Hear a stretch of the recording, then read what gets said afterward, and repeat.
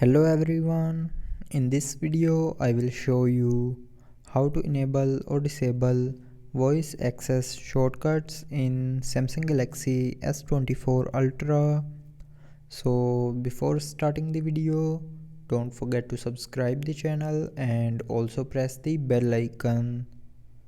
So first of all, open settings. Now in settings, scroll down and here click on accessibility. Now in accessibility, click on interaction and dexterity. Now here in interaction and dexterity, click on voice access. Now here you will see a voice access shortcut button. So if you want to enable the voice access shortcut, then turn on this button. And now the voice access shortcut is turned on.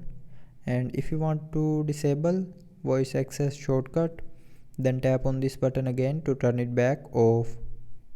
So with this button you can enable or disable voice access shortcut in Samsung Galaxy S24 Ultra.